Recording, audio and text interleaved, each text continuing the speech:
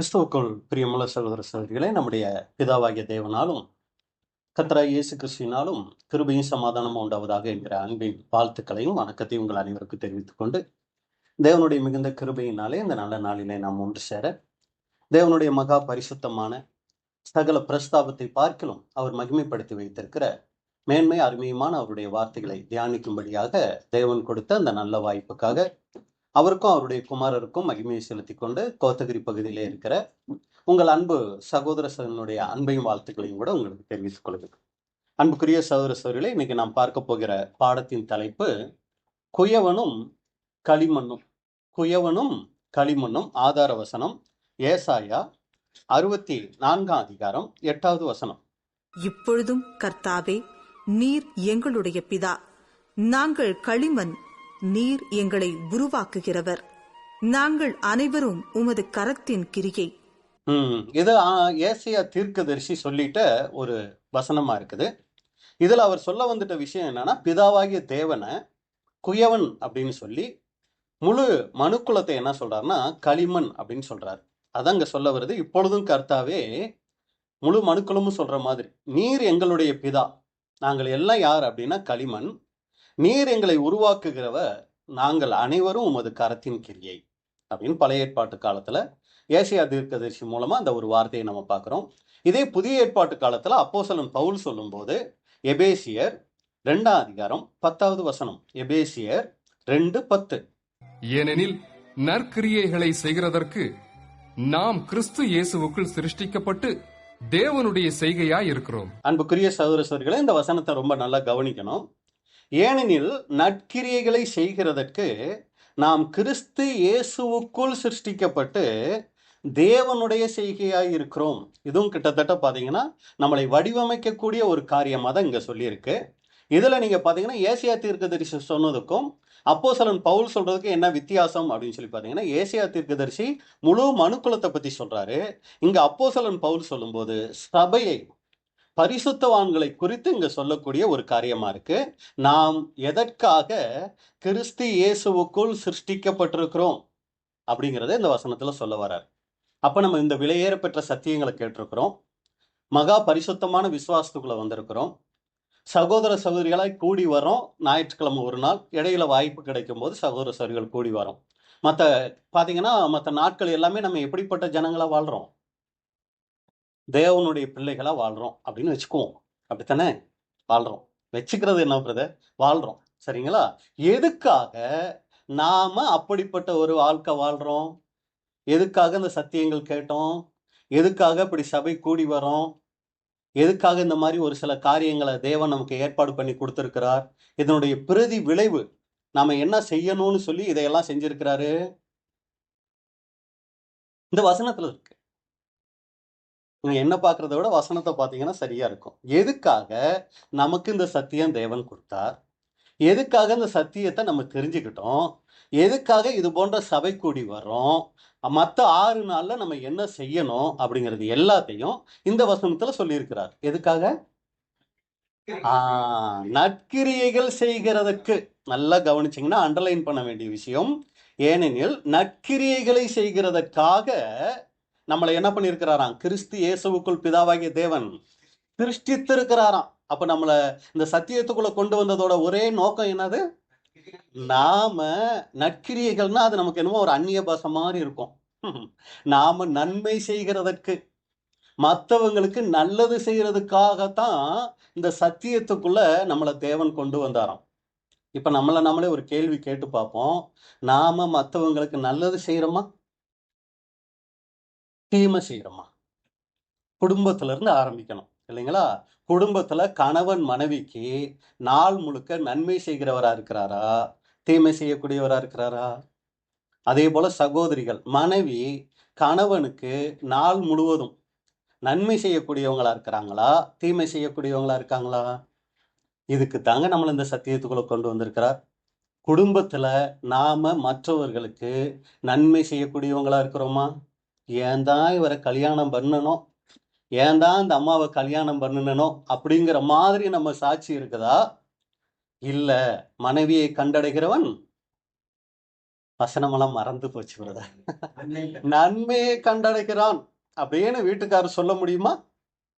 அது ஏன் வீட்டுக்காரருக்கு மட்டும்? அப்ப மனைவி சொல்லணும், கணவனை கண்டடைகிறவங்க நன்மையை கண்டடைகிறாங்க சொல்ல முடியுமா? அப்படி இருந்தா தாங்க நம்ம இங்க சபைக்கு வர்றதுக்கு ஒரு அர்த்தம் இருக்கு. நம்ம இந்த சத்தியத்துக்குள்ள வந்ததுக்கு ஒரு அர்த்தம் இருக்கு. எனக்கு A to Z பைபிள்ல எல்லாம் தெரியும் அப்படின்னு சொல்லிக்கிட்டு நாம வீட்டுல ஒருத்தருக்கு நன்மை செய்யக்கூடிய அந்த இது வராம சுயநலம் பிடித்தவர்களா நம்ம இருந்துட்டு இருந்தோம்னா நம்ம இந்த சத்தியத்துக்குள்ள வந்து அவ்வளவு படிச்சு பேசி பிரயோஜனமே இல்லைங்க. தேவன் அதைத்தான் ஃபர்ஸ்ட் பார்க்கிறார். இந்த சத்தியத்தை இவங்களுக்கு கொடுத்தனே, இவங்க நற்கிரியைகள் செய்யறாங்களா? அடுத்து வேலை செய்யற இடத்துல மற்றவங்க சொல்ல முடியுமா, இந்த சகோதரன் வேலையில இருக்கிறதுனால, இந்த சகோதரி வேலையில இருக்கிறதுனால ஒரு நன்மைங்க, இவங்க எங்களுக்கு எப்படி இருக்கிறாங்க, அங்க போட்டு கொடுத்து இங்க போட்டு கொடுத்து வேலையெல்லாம் பாக்குறாங்க அப்படின்னு நம்மளை பத்தி சாட்சி சொல்லிடுவாங்களா? இல்ல நாம நல்லது செய்யக்கூடியவங்கன்னு நம்மளை பத்தி சொல்லுவாங்களா? அடுத்து சபை. சபையில கூடி வரமே நம்மனால இந்த சபை ஐக்கியத்துக்கு என்ன நன்மை இருக்கு? அப்படி இருந்துச்சுன்னா அன்புக்குரிய சகோதர சகோதரிகளே, நாம இந்த சத்தியத்துக்குள்ள இருக்கிறதுக்கு ஒரு அர்த்தம் இருக்கு. மறுபடியும் அந்த வசனத்தை வாசிங்க. ஏனெனில் நற்கிரியைகளை செய்கிறதற்கு நாம் கிறிஸ்து இயேசுவுக்குள் சிருஷ்டிக்கப்பட்டு தேவனுடைய செய்கையாய் இருக்கிறோம். அப்ப தேவன் ஒண்ணு செய்யணும்னு ஆசைப்பட்டாருன்னா நம்ம மூலமா அது எப்படி இருக்கும்? ஏன்னா இன்னைக்கு பிதாவாகிய தேவன் நேரடியா வந்து ஏதாவது இங்க செய்ய முடியுமா? செய்ய முடியாது. ஆனா அவர் செய்ய முடியும். யார் மூலமா செய்ய முடியும்? நம்ம ஒவ்வொருத்தர் மூலமா செய்ய முடியும். அப்ப நாம இன்னைக்கு தேவனுடைய செய்கையா இன்னைக்கு நாம இருக்கிறோமா? தேவன் இங்க நம்ம வீட்டுல வேலை செய்யற இடத்துல ஒண்ணு செய்யணும்னு ஆசைப்பட்டாருன்னா அது யார் மூலமா தான் செய்ய முடியும்னா, அன்புக்குரிய சகோதர சகோதரிகளே, நம்ம மூலமா மட்டும்தான் செய்ய முடியும். அப்ப நம்ம மூலமா அதை அவர் செய்ய முடியுதா இல்ல தடையா இருக்கிறோமா? நாமளே சிந்திச்சு பார்க்கணும். இதுதான் நம்ம பார்த்துட்டு இந்த ஒரு பகுதி. ஏசாயா தீர்க்கதரிசி சொல்றாரு, முழு மனுக்குலம் பிதாவாகிய தேவனை உயர்த்தி பேசுகிறது. நீங்க குயவன், நாங்க களிமண்ணு. இங்க அப்போஸ்தலன் பவுல் சொல்லும் போது கூட நாமளும் கூட என்ன பண்ணிக்கிட்டு இருக்கோம்னா ஒரு களிமண்ணா, ஆண்டவராகிய இயேசு கிறிஸ்துவுக்குள்ள பிதாவாகிய தேவனால் நம்மளும் கூட என்ன ஆகிட்டு இருக்கோம் தெரியுங்களா? வணையப்பட்டு கொண்டு இருக்கிறோம். சரி, இப்ப இந்த களிமண், இந்த குயவன், இதெல்லாம் எங்க ஆரம்பிச்சிருக்கும் அப்படின்னு சொல்லி வேதத்துல நம்ம பார்க்கும்போது முதல் இந்த களிமண்ணை எடுத்து பாத்திரங்கள் செய்யக்கூடிய அந்த ஒரு காரியத்தை யார் செஞ்சுக்கிட்டு இருந்தா? களிமண்ணினுடைய பின்னணி. அப்ப இந்த களிமண்ணினுடைய பின்னணி முதல் இந்த களிமண்ணை எடுத்து ஒரு பாத்திரம் செய்யக்கூடிய இந்த பழக்கம் எங்க ஆரம்பிச்சிச்சு அப்படின்னு சொல்லி வேதத்துல நம்ம பார்க்கும்போது எகிப்து தேசத்துலதான் முதல் என்ன ஆயிடுக்குன்னா இந்த குயவன், இந்த களிமண், இந்த காரியங்கள்லாம் ஆரம்பிச்சிருக்குங்க. வசனம் நம்ம வாசிக்கலாம். சங்கீதம் 81:5 மற்றும் 6. நாம் அறியாத பாஷையை கேட்ட எகிப்து தேசத்தை விட்டு புறப்படுகையில் இதை யோசேப்பிலே சாட்சியாக ஏற்படுத்தினார். 6வது வசனம். அவன் தோளை சுமைக்கு விலக்கினேன், அவன் கைகள் கூடைக்கு நீங்களாக்கப்பட்டது. அவன் கைகள் கூடைக்கு நீங்களாக்கப்பட்டதுன்னு இருக்கு இல்லைங்களா? எகிப்து தேசத்துல இஸ்ரேல் ஜனங்கள் என்ன செஞ்சுக்கிட்டு இருந்தாங்க அப்படின்னு சொல்ல வரும்போதுதான் அவன் கைகள் கூடைக்கு நீங்களாக்கப்பட்டது அப்படிங்கும்போது அந்த கூடைங்கிறது ஒரு சில மொழிபெயர்ப்புகள்ல பானை அப்படின்னு வருது. அப்ப முதல் எகிப்து தேசத்துலதான் இந்த குயவன், களிமண், இந்த காரியங்கள் அங்க இருந்திருக்குது. பானை செய்யக்கூடிய ஒரு காரியம், களிமண்ணை எடுத்து செய்யக்கூடிய காரியம் எகிப்து தேசத்துல இருந்திருக்கு. இஸ்ரேல் ஜனங்கள் அடிமைகள் அங்க இருக்கும்போது இதை கத்துக்கிட்டாங்க. இப்ப இதை கத்துக்கிட்டு அவங்க எகிப்து தேசத்துல இருந்து வெளியே வந்துட்டாங்க. இப்ப கானான் தேசம் வந்துட்டாங்க. இப்ப கானான் தேசம் வந்த பின்னாடி வனாந்திரத்துல வரும்போதே எகிப்து தேசத்துல கத்துக்கிட்டதை சும்மா விட மாட்டாங்க. அப்படி என்னத்த செஞ்சாங்க? எகிப்துல கத்துக்கிட்ட ஒண்ணு செஞ்சாங்க. வனாந்திரத்துல பொன் கண்ணுக்குட்டி செஞ்சாங்க இல்லைங்களா? அதையே செஞ்சவங்க இந்த மாதிரி பானை செய்யறதையெல்லாம் விட்டுருவாங்களா? இப்ப கானான் தேசம் வந்துட்டாங்க. கானான் தேசம் வந்த பின்னாடி இந்த குயவன் வேலைய 12 கோத்திரத்துல எந்த கோத்திரத்தை எடுத்துக்கிட்டாங்க அப்படின்னு சொல்லி நீங்க பாத்தீங்கன்னா யூதா கோத்திரம் தான் என்ன பண்ணாங்கன்னா இந்த குயவன் வேலைய அவங்க இந்த களிமண்ணை கொண்டு பானை செய்கிற வேலையை அவங்க செஞ்சிருக்கிறாங்க. 1 நாளாகமம் 4ஆம் அதிகாரம் 23வது வசனம். 1 நாளாகமம் 4:23. இவர்கள் குயவராயிருந்து நெத்தாயீமிலும் கெதேராவிலும் குடியிருந்தார்கள். போதும். இவர்கள் குயவராயிருந்து அடுத்த வசனம், மேல் வசனம் பாருங்க. 1 நாளாகமம் 4:21. யூதாவின் குமாரனாகிய சேலாகின் புத்திரர். போதும். இந்த யூதாவின் குமாரர் சேலாகின் புத்திரர் தான் இந்த குயவன் வேலையை செஞ்சிருக்கிறாங்க. இப்ப இதெல்லாம் எதுக்கு பார்த்துட்டு இருக்கோம்? நீங்க சொல்லிக்கிட்டு இருக்கீங்க, நாங்க கேட்டுட்டு இருக்கோம்.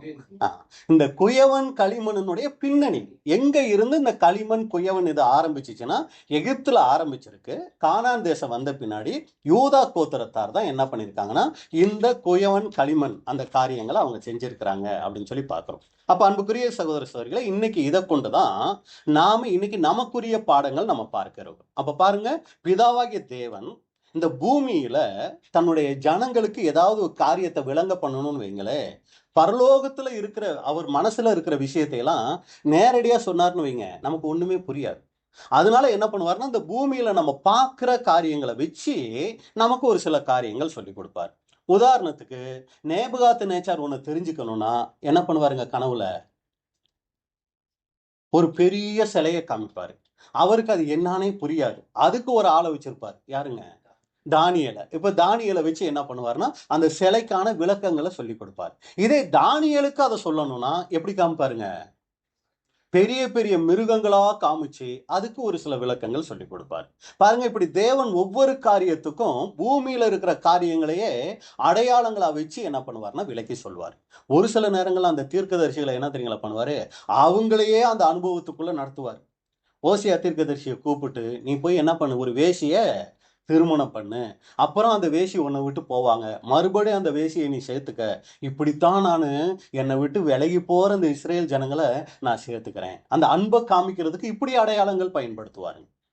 ஏசியா தீர்க்கதரிசி என்ன தெரியுங்களா பண்ணுவாரு, நிர்வாணமா நடக்க வைப்பாரு. துணியெல்லாம் இல்லாம நடக்க வச்சு, என் ஜனங்கள் நாளைக்கு இந்த மாதிரி ஒரு சூழ்நிலைகளுக்குள்ள வருவாங்க, செருப்பு போடாத, இப்படியே நீ இதான் நடந்து போ, இதை ஜனங்கள் பார்த்து என்னன்னு கேட்பாங்க அப்படின்னு கேட்டா, இந்த மாதிரிதான் நாளைக்கு என்னுடைய ஜனங்களினுடைய நிலைமை வரப்போகுது. இப்படியெல்லாம் என்ன பண்ணுவார்னா, ஒரு சில அடையாளங்களை ஜனங்களுக்கு தீர்க்கதரிசிகள் மூலமாகவும் பொருட்கள் மூலமாகவும் தேவன் வெளிப்படுத்துவார். இப்ப இங்க நம்ம பார்க்கும்போது அன்புக்குரிய சகோதரர்களே, புதிய ஏற்பாட்டு காலத்துல ஆண்டவராகிய இயேசு கிறிஸ்து மூலமா தம்முடைய பரலோக ராஜ்யத்தின் ரகசியங்களை தேவன் வெளிப்படுத்துறார். எப்படியெல்லாம் வெளிப்படுத்தினார் அப்படின்னா, உவமைகள் மூலமாக. நீங்களே உலகத்துக்கு என்னவா இருக்கிறீங்க? உப்பா இருக்கிறீங்க. உப்பை வச்சு எப்படி நீங்க இருக்கிறீங்க, எப்படி நான் சபை வகுப்பாரை உருவாக்குகிறேங்கிறத ஒரு உப்பை அவங்களுக்கு காமிச்சு. ஏன் அவங்களுக்கு உப்பை காமிச்சாரு? அதுதான் அவங்களுக்கு பிரபலமா பார்க்கக்கூடிய ஒரு பொருளா இருந்துச்சு. சரிங்களா? இப்ப அடுத்து நீங்க பாத்தீங்கன்னா, மீன், விதை, கோதுமை, இந்த மாதிரி என்ன பண்ணாருன்னா, அவங்க பார்த்த விஷயங்களை வச்சு அவங்களுக்கு என்ன பண்ணுவார்னா, தம்முடைய பரலோக ராஜ்யத்தின் ரகசியங்களை அங்க சொல்லி கொடுப்பார். ஏன் இப்படி பார்க்கிற விஷயங்களை வச்சு சொல்லி கொடுத்தார்? ஏன் உவமைகளா பேசினார்னா, அப்பதான் இவங்களுக்கு கொஞ்சமாச்சு என்ன ஆகும், புரியுங்கிறதுக்காக. மார்க்கு 4:33 வசனம். மார்க்கு 4:33. அவர்கள் கேட்டறியும் திராணிக்கு தக்கதாக அவர் இப்படிப்பட்ட அநேக உவமைகளினாலே அவர்களுக்கு வசனத்தை சொன்னார். ஏன் உவமைகளா ஆண்டவராகிய இயேசு கிறிஸ்து பேசினார் அப்படின்னா, இங்க வசனத்துல நம்ம பார்க்கும்போது, அவர்கள் கேட்டு அறியும் திராணிக்கு தக்கதாக. இதை இன்னொரு மொழிபெயர்ப்புல நீங்க பாத்தீங்கன்னா, அவர்களுடைய புரிந்து கொள்ளும் திறனுக்கு ஏற்றபடி. எதை சொன்னா இவங்களுக்கு புரியும் அப்படிங்கிறத வச்சு என்ன பண்ணியிருக்கிறார்னா அங்க விளக்கி சொல்லி இருக்கிறார் அப்படின்னு கூட நம்ம பார்க்கிறோம். அப்ப அன்புக்குரிய சகோதர சகோதரிகளே, ஏன் ஒரு சில உலக பொருட்களை காமிச்சு தேவன் தம்முடைய ரகசியங்களை பகிர்ந்துகிட்டார் அப்படின்னா, அப்பதான் அவங்க புரிந்து கொள்ள முடியும் அப்படின்னு பார்க்கிறோம். இப்ப அப்போஸ்தலன் பவுல் என்ன பண்றாருன்னா, இதே காரியத்தை எடுத்து வச்சு ஒரு குயவன், ஒரு களிமண் எப்படியாய் அது உருவாக்கப்படுகிறது அப்படிங்கிறத சொல்லும் போது, ரோமர் 9:21 வசனம். ரோமர் 9:21. மிதியிட்ட ஒரே களிமண்ணினாலே குயவன் ஒரு பாத்திரத்தை கனமான காரியத்துக்கும் ஒரு பாத்திரத்தை கனவீனமான காரியத்துக்கும் பண்ணுகிறதற்கு மண்ணின் மேல் அவனுக்கு அதிகாரம் இல்லையோ? நல்லா கவனிச்சிங்களா? மிதியிட்ட ஒரே களிமண்ணினாலே, ஒரே களிமண்ணை எடுக்கிறாரு. அதை எடுத்து என்ன பண்றாருங்க குயவன், ஒரு சில பாத்திரங்களை என்ன பண்றாரு, ஷோகேஸ்ல வைக்கிற மாதிரி எல்லாரும் பார்த்து பிரமிக்கிற மாதிரி பண்றாரு. ஒரு சில பாத்திரங்களை அதே களிமண்ணை வச்சு என்னன்னு பண்றாரு, ஒரு கனவீனமான காரியத்துக்கு யாரும் மதிக்காத ஒரு பாத்திரமா என்ன பண்றாருன்னா உருவாக்குகிறார். இப்ப நம்ம தான் அந்த பாத்திரம்னு வச்சுக்குவோம். இப்ப நம்மள கொஞ்சம் பேர் இருக்கோம் இல்லைங்களா, இதுல கொஞ்சம் பேரை கனவீனமாவும் கொஞ்சம் பேரை கனமாவும் தேவன் படைச்சார், அதாவது உருவாக்குனார்னு வைங்க, நம்ம என்ன பண்ணுவோம்? கனமா உருவாக்கப்பட்டவங்க என்ன பண்ணுவோம்? எப்பா என்ன பாரு அப்படின்னு சொல்லி என்ன ஆயிக்குவோம்? சந்தோஷப்படுவோம். கனவீனமா உருவாக்கப்பட்டவங்க என்ன நினைப்போம்? அவங்கள பாரு என்ன மாதிரி உயர்த்தப்பட்டிருக்கிறாங்க, எவ்வளவு கனம் நிறைஞ்சவங்களா இருக்கிறாங்க, எல்லாரும் அவங்கள பார்த்த உடனே பிரைஸ் லார்ட் சொல்றாங்க, அப்படியே போய் கை கொடுக்குறாங்க. ஏன்னா யாருமே என்ன பண்ண மாட்டேங்கிறாங்க? கண்டுக்கவே மாட்டேங்கிறாங்க. பாத்தீங்கன்னா அன்புக்குரிய சகோதர சகோதரிகளே, இப்படித்தான் இன்னைக்கு நம்ம என்ன பண்றோம்னா, கனமான பாத்திரமா இருந்தா அதுல ரொம்ப சந்தோஷப்படுறோம். கனவீனமான பாத்திரமா இருந்தா நமக்கு அந்த திருப்தி வரமாட்டேங்குது. இங்க அப்போஸ்தலன் பவுல் என்ன சொல்றாருன்னா, ஒரு பாத்திரத்தை கனமாவும் ஒரு பாத்திரத்தை கனவீனமாவும் உண்டாக்குகிறதுக்கு அந்த குயவனுக்கு அதிகாரம் இல்லையா அப்படின்னு சொல்லிட்டு என்ன சொல்ல வர்றாருன்னா, ஏன் என்னை இப்படி உண்டாக்குனீங்கன்னு சொல்லி நம்ம என்ன பண்ணக்கூடாதான்? அவர்கிட்ட கேள்வி கேட்க கூடாது. ரோமர் 9:20 வாசிங்க. ரோமர் 9ஆம் அதிகாரம் 20வது வசனம். அப்படியானால் மனுஷனே, தேவனோடு எதிர்த்து தர்க்கிக்கிற நீ யார்? உருவாக்கப்பட்ட வஸ்து உருவாக்கினவனை நோக்கி, நீ என்னை ஏன் இப்படி உண்டாக்கினாய் என்று சொல்லலாமா? ஏன் ஆண்டவரே என்ன இப்படி படைச்சிட்டீங்க அப்படின்னு நம்ம என்ன பண்ணவே கூடாதான்? கேள்வி கேட்கவே கூடாதுங்களாம். அப்படி யோசனையே நமக்கு வரக்கூடாதான். சகோதரர்கள் சொல்லும்போது இன்னொருத்தவங்களை பார்த்துட்டு நமக்கு என்ன வரக்கூடாது? அடே அவங்க நல்லா இருக்கிறாங்க, நான் மட்டும் ஏன் இப்படி இருக்கிறேன்னு நம்ம யோசிக்கவே கூடாதுங்களாம். ஏன் அப்படின்னா, நம்ம பார்வையில அவங்க நல்லா இருப்பாங்க.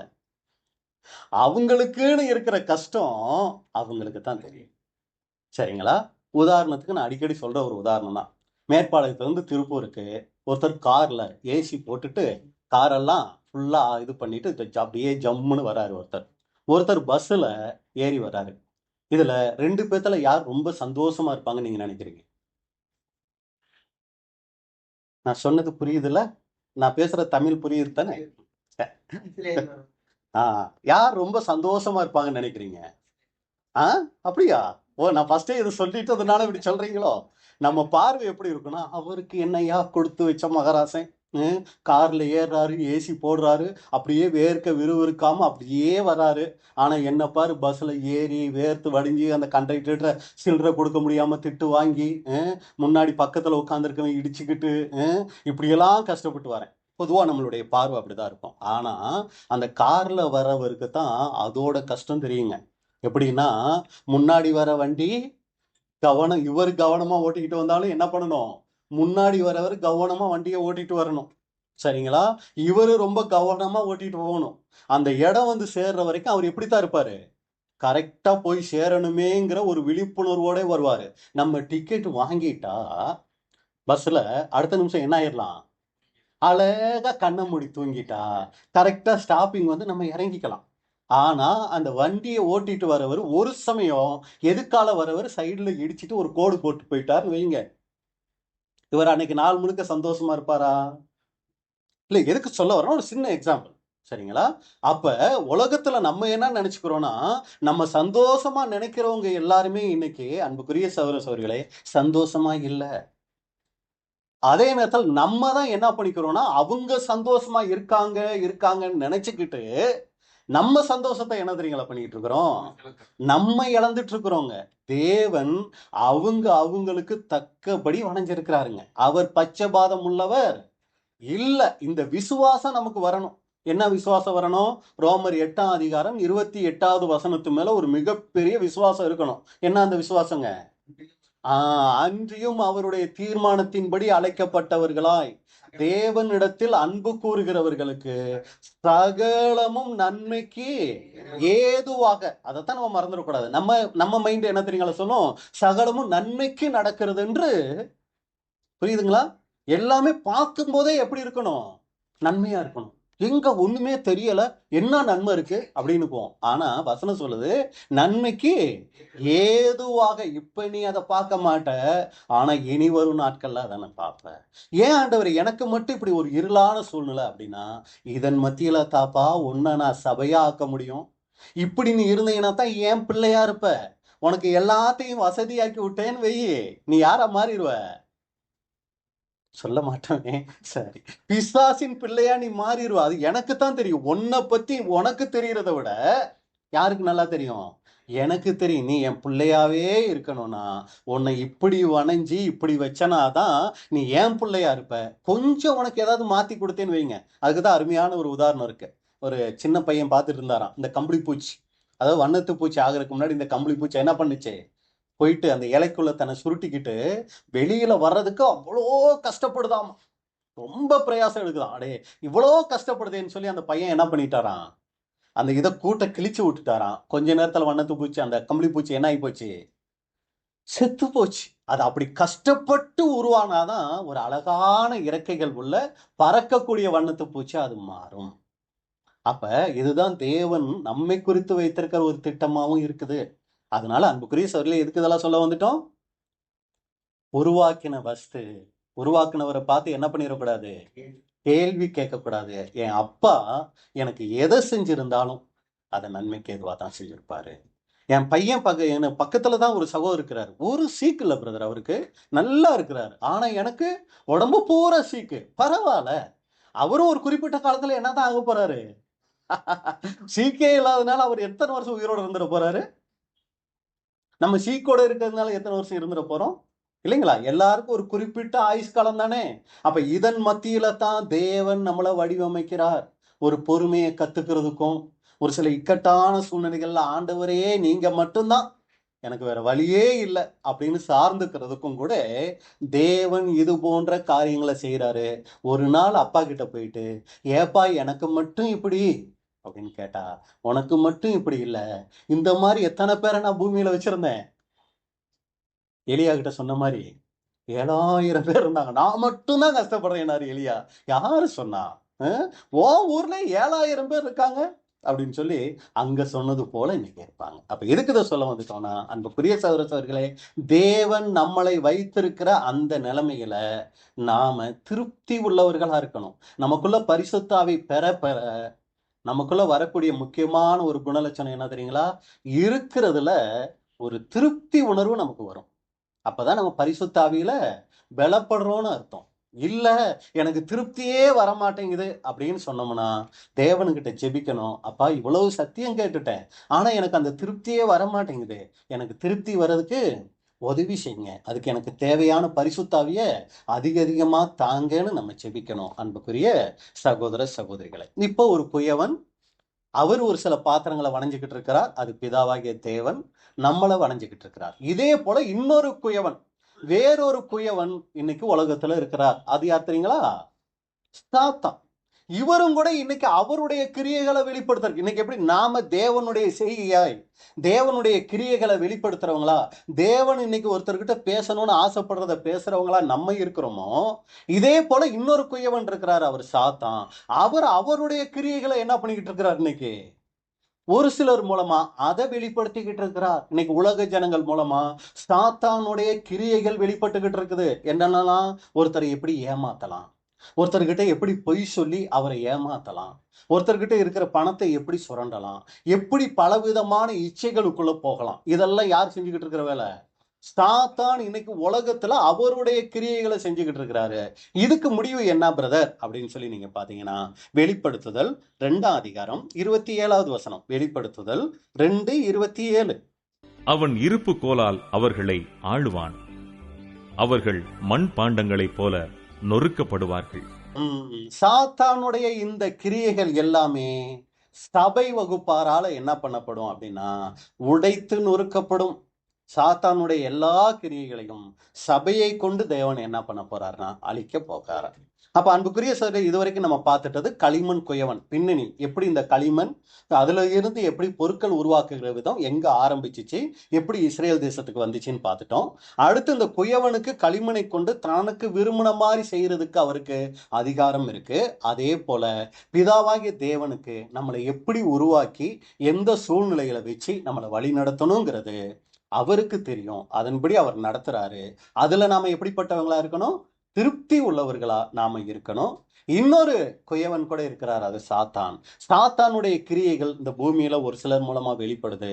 அதை சபையை கொண்டு தேவன் என்ன பண்றாருன்னா அழிக்க போறார். இதுவரைக்கும் நம்ம பார்த்துட்டோம் ஒரு சில காரியங்கள். இனி நம்ம பார்க்க போறது என்னன்னா, ஒரு குயவன் இந்த பூமியில எப்படி மண்பாண்டங்களை செய்கிறாரு, அதை எப்படி உருவாக்கி ஒரு பயன்படுத்தக்கூடிய ஒரு பொருளா மாத்துறாரு, அதே போல பிதாவாகிய தேவன் இன்னைக்கு நம்மளை எங்க இருந்து எப்படி தெரிஞ்சுக்கிட்டு எப்படியாய் நம்மளை ஆசீர்வாதமா மாத்துறார் அப்படிங்கிறத தான் இப்ப நம்ம பார்க்க போறோம். பார்க்கலாங்களா? இல்ல அப்ப அன்புக்குரிய சகோதர சகோதரிகளே, ஒரு குயவன் எப்படி மண்பாண்டத்தை உருவாக்குறார், ஒரு தேவன் பிதாவாகிய தேவன் நம்மளை எப்படி சவிவகுப்பாரா மாற்றுகிறார் அப்படிங்கிறதான் இப்ப நம்ம ஒரு சில பூமியில இருக்கிற அந்த உதாரணங்களை வச்சு நம்ம பார்க்க போறோம். இப்போ உங்ககிட்டயே கேள்வி, ஒரு மண் பானைன்னு வச்சுக்கோமே, இதை நம்ம எல்லாரும் பார்த்துருப்போம்னு நினைக்கிறேன்.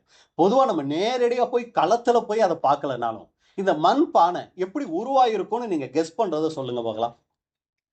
எப்படி இந்த மண் பானை இப்ப நம்ம போய் காசு கொடுத்து வாங்குறோம், ஒரு பானை கொடுப்பான்னு, இந்த பானை வர்றதுக்கு முன்னாடி எந்தெந்த நிலைமையில இருந்து வந்து பானையா மாறி இருக்கும்னு நீங்க நினைக்கிறீங்க? ஃபர்ஸ்ட் பிரதர் சொல்றார் களிமண். களிமண்ணை எடுத்துட்டு வந்து அந்த களிமண் மேல தண்ணியை ஊத்தி நல்லா மிதிச்சு அந்த பானையை எடுத்து என்ன பண்ணுவாரு, அதாவது ஒரு களிமண்ணை எடுத்து அதை என்ன பண்ணுவாருன்னா நல்லா மிதிச்சு அப்புறம் எடுத்து அதை ஒரு பானையா என்ன பண்ணுவாரு மாத்துவார். சரிதானா? ஏதாவது உங்களுக்கு டவுட் இல்லையே? இப்படித்தான் பானை உருவாகும், அதுதான் வழி இல்லைங்களா?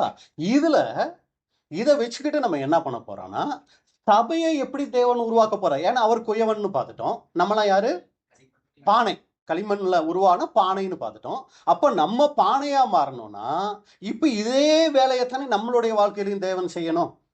அப்ப எப்படி நம்மளுடைய வாழ்க்கையில அதை செய்கிறார் அப்படின்னு சொல்லி பார்க்கும்போது இப்ப முதலாவது என்ன பண்ணுவார்னா அந்த குயவன் களிமண் எங்க இருக்குன்னு போய் பார்ப்பார். அந்த களிமண் இருக்கிற இடத்த போய் ஃபர்ஸ்ட் என்ன பண்ணுவார்னா செலக்ட் பண்ணுவார். அந்த இடத்த என்ன தெரியுங்களா பண்ணுவாரு, விலை கொடுத்து வாங்குவார். வாங்கிட்டு அதுக்கு என்ன பண்ணுவார், சுத்திலும் வேலி அடைப்பார். ஏன் அப்படின்னா வேற யாராவது வந்து என்ன பண்ணிடக்கூடாது, இது ஏன் இடம்னு சொல்லி இல்லைன்னா அந்த களிமண்ணை திருடிக்கிறக்கூடாது. சரிங்களா? அதுக்கு என்ன பெறுது, அத்துமீறலா, என்ன சொல்றது, இடத்த பிடிக்கிறது கையகப்படுத்துதலா. சரிங்களா? இந்த மாதிரி எதுவும் செஞ்சிடக்கூடாது. அதனால அவர் இடத்த வாங்கின உடனே, காசு கொடுத்து வாங்கின உடனே வேலி அடைச்சிருவார். வேலி அடைச்சிட்டு என்ன பண்ணுவார்னா அப்புறம் அங்க இருக்கிற அந்த களிமண்ணை எடுத்துக்கிட்டு வந்து என்ன பண்ணுவார்னா பயன்படுத்த ஆரம்பிப்பார். இப்ப இது நமக்கு வேதத்துல எதை அடையாளப்படுத்துது அப்படின்னா, முதலாவது இடத்தை தேர்வு செய்கிறார். களிமண் எங்க இருக்குங்கிறத அந்த குயவன் என்ன பண்றாருன்னா தேர்வு செய்கிறார். அதே போல பிதாவாகிய தேவன் ஆண்டவராகிய இயேசு கிறிஸ்து மூலமா நாம எங்க இருக்கோங்கிறத கண்டுபிடிக்கிறார். எபேசியர் 2:10-13 வரைக்கும்.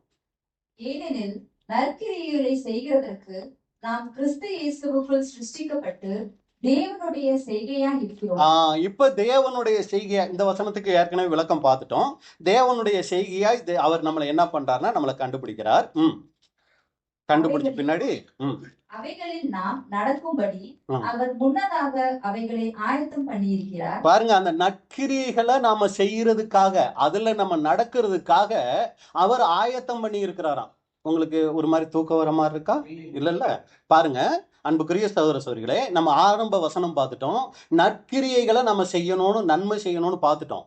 இப்ப நம்ம நன்மை செய்யணுங்கிறதுக்காக அவர் என்ன பண்றாராம், ஏற்கனவே ஆயத்தம் பண்ணி வச்சிருக்கிறாராம். என்ன ஆயத்தம் பண்ணி வச்சிருப்பாரு? நற்கிரியை செய்யறதுக்கு ஆயத்தம் பண்ணி வச்சிருக்காரு. நல்ல பதில்.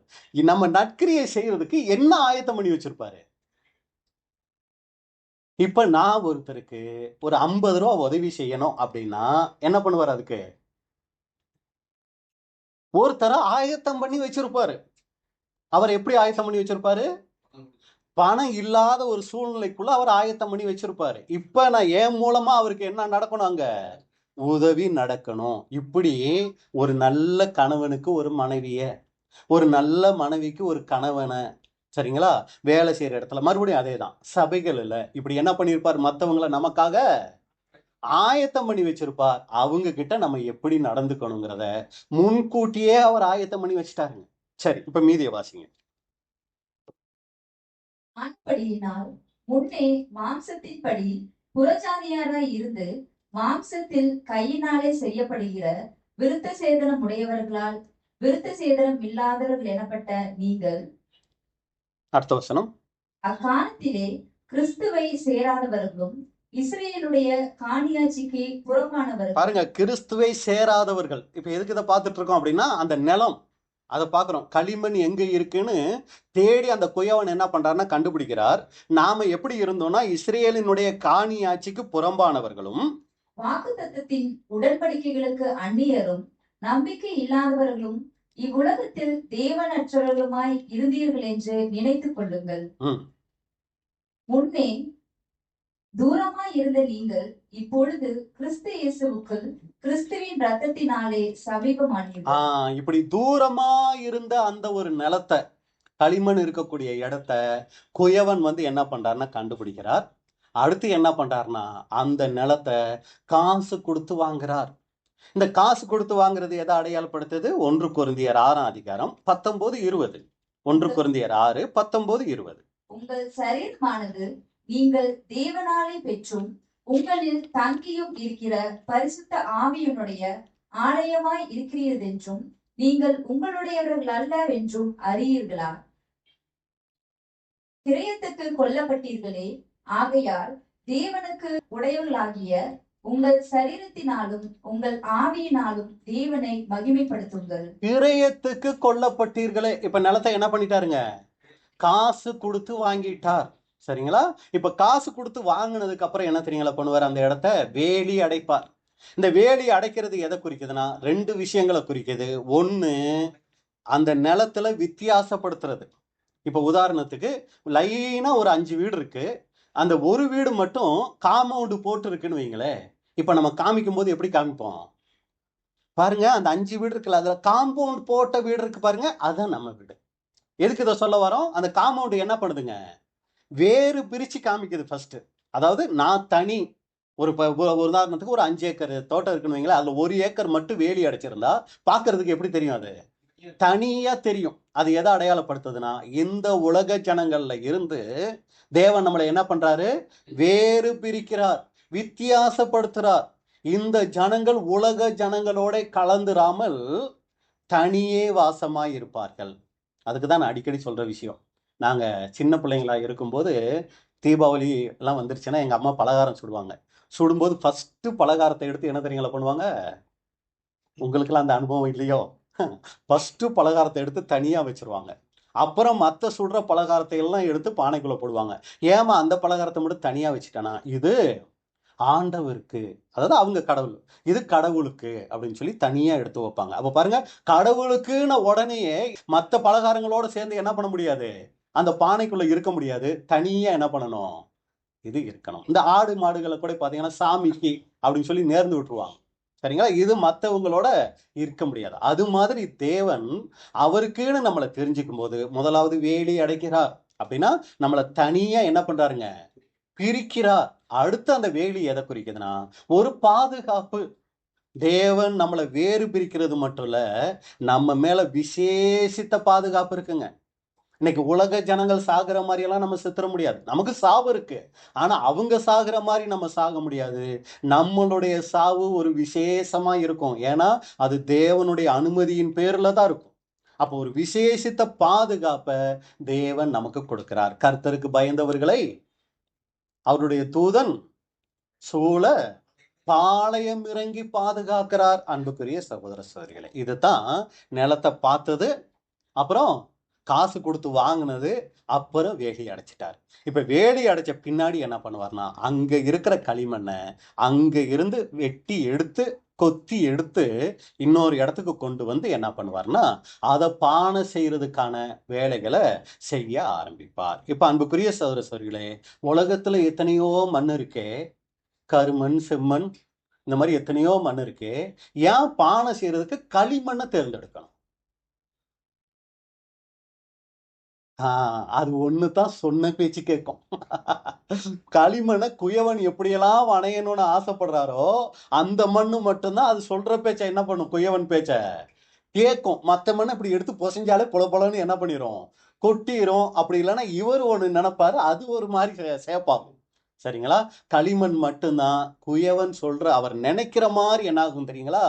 வணையறதுக்கு ஒப்பு கொடுக்கும். அதனாலதான் இன்னைக்கு தேவன் இந்த சபை வகுப்பாரை எப்படி தெரிஞ்சுக்கிறார்னா, யார் ஒருத்தர் அவர் சொல்றத கேட்பாங்களோ அவங்களத்தான் தேவன் இங்க தெரிஞ்சுக்கிறார் அப்படின்னு கூட பார்க்கிறோம். சரி, இப்ப என்ன பண்ண போறோம்னா, களிமண் எப்படி பாத்திரமா மாறுது, எப்படி களிமண் தேர்ந்தெடுக்கப்பட்டுருச்சுங்கிறத கண்டுபிடிச்சிட்டோம். இப்ப களிமண் எப்படி பாத்திரமா மாறுது அப்படின்னு சொல்லி பாத்தீங்கன்னா, இப்ப ஃபர்ஸ்ட் அந்த களிமண்ணை அந்த தேர்ந்தெடுக்கப்பட்ட இடத்துல இருந்து கொத்தி எடுத்துக்கிட்டு வேற ஒரு இடத்துக்கு என்ன பண்றாருன்னா கொண்டு வரார். இது எதை அடையாளப்படுத்துது அப்படின்னா, நாம ஒரு சமயம் உலகத்தாராவோ புறஜாதி மார்க்கத்திலேயோ இல்ல பெயர் சபைகள்லயோ நாம என்ன ஆகிட்டு இருந்திருப்போம். அங்கேயே வச்சு நம்மளை என்ன பண்றதில்ல, பானையா உருவாக்குறதுல அங்க இருந்து வேறு பிரிச்சு அழைக்கிறாருங்க. அங்க இருந்து என்ன பண்றாரு தெரியுங்களா, வெளியே கொண்டு வரார். அப்படி கொண்டு வரும்போது, இத்தனை வருஷமா இந்த மண்ணோட மண்ணா நான் இருந்துட்டேன், இப்ப கொத்தி எடுத்தா எப்படி நான் வெளியே வர்றது அப்படின்னு நினைக்க கூடாது.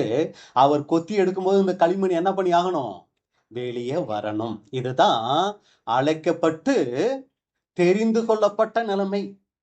நம்மளை அழைத்தார், இப்ப என்ன பண்ணிருக்கிறாரு, தெரிந்து கொண்டிருக்கிறார். அங்க இருந்து நம்மளை தெரிஞ்சுக்கிட்டார். இதுக்கு இன்னொரு வகையில சொல்லணும்னா, விசுவாசிங்கிற நிலைமையில இருந்து சீசனுங்கிற நிலைமைக்கு நம்மளை வெளியே கொண்டு வரார். என்ன அது விசுவாசிக்கும் சீசனுக்கும் என்ன வித்தியாசங்க? விசுவாசிங்க கேட்பாங்க, சீசர்கள் விசுவாசத்தை கிரியா காட்டுவாங்க. இன்னொரு வகையில சொல்லணும்னா, விசுவாசிங்கிறவங்க தாங்க ஆண்டவரே, தாங்க ஆண்டவரே, தாங்க ஆண்டவரே, எல்லாத்துக்கும் தாங்க தாங்கன்னு கேட்பாங்க. டீசர்கள் தர்றேன் தர்றேன்பாங்க. வித்தியாசம் புரியுதுங்களா? விசுவாசி எதுக்கு எடுத்தாலும் எனக்கு அதைத்தாங்க இதைத்தாங்க இதைத்தாங்க அதைத்தாங்கன்னு கேட்கிறவர் தான் விசுவாசி. ஆண்டவரே நீங்க எனக்கு எதையும் தர வேணாம், என்ன நான் உங்களுக்கு தர்றேன்னு சொல்றவங்க தான் சீசன். இதுதான் அழைக்கப்பட்ட நிலைமையிலிருந்து தெரிந்து கொள்ளப்பட்ட நிலைமை. நம்ம இன்னமும் அழைக்கப்பட்ட நிலைமையில இருக்கிறோமா, தெரிந்து கொள்ளப்பட்ட நிலைமைக்கு வந்துட்டோமா? இன்னைக்கு நம்மளுடைய ஜெபங்கள் எல்லாம் எனக்கு அதைத்தாங்க ஆண்டவரே, இதைத்தாங்க ஆண்டவரே அப்படி இருக்கா? ஆண்டவரே இன்னைக்கு நான் எதெல்லாம் உங்களுக்கு தர முடியும், இன்னைக்கு எதெல்லாம் நான் என்ன கொள்ள முடியும், எதெல்லாம் நான் உங்களுக்கு நான் அர்ப்பணிக்க முடியுங்கிறது நம்மளுடைய எண்ணம் விருப்பமா இருக்கா? அதுக்காக ஜெபிக்கிறது தாங்கன்னு ஜெபிக்கிறது தப்பு இல்லை, எதெல்லாம் தாங்கன்னு ஜெபிக்கலாம். பரிசுத்தாவிய தாங்க தாங்கன்னு நம்ம ஜெபிக்கிறது தப்பு கிடையாது. அதனுடைய நோக்கம் நம்மளை இன்னும் ஆண்டவருக்குன்னு கொடுக்கணும். இதுதான் அன்புக்குரிய சகோதர சகோதரிகளே, அந்த களிமண்ணை அந்த இடத்துல இருந்து வெளியே கொண்டு வர்றது. இது அழைக்கப்பட்டு தெரிந்து கொள்ளப்பட்ட நிலைமை. இப்ப களிமண்ணை வெளியே கொண்டு வந்தாச்சு. கொண்டு வந்த பின்னாடி இப்ப இந்த களிமண்ணுக்கு என்ன பண்ணுவாரு குயவன்? தண்ணி ஊத்தணும். சரிங்களா? எதுக்கு தண்ணி ஊத்தணும்? தண்ணி ஊத்தினாதான் அந்த களிமண்ணை என்ன பண்ண முடியும், பிசைய முடியும். அப்ப தண்ணீர் எதுக்கு அடையாளங்கும் போது வசனத்துக்கு அடையாளம். இப்ப நம்மள ஒரு பேர் சபையில இருந்தோ புறஜாதி மார்க்கத்தில இருந்தோ கொண்டு வந்து இப்ப தண்ணீரை நமக்கு ஊத்துறார் அப்படின்னா அவருடைய வார்த்தைகளை தரார். இன்னைக்கு வேதத்துல இவ்வளோ உபதேசம் இருக்குங்க. நீங்க நினைக்கிற மாதிரி சத்தியம் கிடையாதுங்க, சத்தியம் இப்படியெல்லாம் இருக்கு அப்படின்னு சொல்லி என்ன பண்ணுவார்னா, தேவனை குறிச்சு ஆண்டவராகிய இயேசு கிறிஸ்துவை குறிச்சு அவருடைய திட்டங்களை குறிச்செல்லாம் என்ன பண்ணுவார்னா நமக்கு தெரியப்படுத்துகிறார். இதான் அந்த களிமண் மேல தண்ணி ஊத்துறது. இப்படி தண்ணி ஊத்த ஊத்த அந்த தண்ணிய இந்த களிமண் வாங்க வாங்க இதுக்குள்ள ஒரு சில மாற்றங்கள் நடக்க ஆரம்பிக்கும். என்ன மாற்றங்கள் அப்படின்னா, இந்த குயவன் அதை பிசைறதுக்கு இந்த களிமண் என்ன தெரியுங்களா பண்ணுது, அர்ப்பணிக்குது. இதைத்தான் அங்க குறிக்குது. அப்ப சத்தியங்கள் கேட்க கேட்க நமக்குள்ள ஒரு காரியம் நடக்கும். என்னன்னா, ஓ ஆண்டவர் இதையெல்லாம் விரும்புறாரா, ஓ இப்படி வாழ்றது கிறிஸ்துவ வாழ்க்கை இல்லையா, இப்படி வாழ்கிறது தான் கிறிஸ்துவ வாழ்க்கை. என்னது அது அப்படின்னா, தாங்க தாங்கன்னு கேட்டுட்டே வாழ்றது கிறிஸ்தவ வாழ்க்கை இல்லை, நம்மளை ஒப்படைக்கணும், நம்மளை பலி செலுத்தணும், இதுதான் கிறிஸ்தவ வாழ்க்கையாங்கிறத அங்க உருவாக ஆரம்பிக்குது. அப்ப அன்புக்குரிய சகோதர சகோதரிகளே, இங்க என்ன நடக்குது தெரியுங்களா? பிலிப்பியர் 2ஆம் அதிகாரம் 13வது வசனம். பிலிப்பியர் 2:13. ஏனெனில் தேவனே தம்முடைய தயவுள்ள சித்தத்தின்படி விருப்பத்தையும் செய்கையும் உங்களில் உண்டாக்குகிறார். இப்ப இந்த தண்ணி ஊற்ற ஊற்ற அந்த களிமண் என்ன ஆகுதுன்னா, பிசைகிறதுக்கு பின்னாட்கள்ல பிசையப்படுறதுக்கு அது சரியா தன்னை அர்ப்பணிக்குது. அப்ப இதுல நமக்கு என்ன பாடம் அப்படின்னு சொல்லி பாத்தீங்கன்னா, இப்படி சத்தியத்துக்குள்ள நம்ம வர வர, ஓ பிதாவாகிய தேவன் இதைத்தான் விரும்புறாரா, இப்படித்தான் நம்ம வாழ்க்கை இருக்கணுமா, ஐயோ நான் குடும்பத்துல இப்படியெல்லாம் வாழ்ந்துட்டேனே, நான் வேலை செய்யற இடத்துல இப்படியெல்லாம் இருந்துட்டேனே, ஐயோ நான் சபைகளை இப்படியெல்லாம் இருந்துட்டேனே, இது நமக்குள்ள என்ன தெரியுங்களாக்குது, ஒரு மாற்றத்தை கொண்டு வர ஆரம்பிக்குது. அப்படியே இருப்போம், திடீர்னு பார்த்தா மனசுக்குள்ள ஒரு துக்கம் ஆயிடும். எல்லாமே நல்லா தான் இருக்கு, அப்புறம் எதுக்கு ஒரு துக்கம் நமக்கு, ஏன் ஒரு கவலையா இருக்கு அப்படின்னு சொல்லி போய் தேவ சமூகத்துல உட்கார்ந்தா, நீ பாரு அவ்வளவு நேரம் எனக்கு பிரியம் இல்லாம பேசிக்கிட்டு இருந்துட்ட, பாரு அத்தனை சீரியலை என்ன பண்ணிக்கிட்டு இருந்துட்ட, மணிக்கணக்கா பார்த்துக்கிட்டே இருந்துட்ட, பாரு உலக காரியமா இவ்வளோ நேரம் நீ இருந்துட்ட.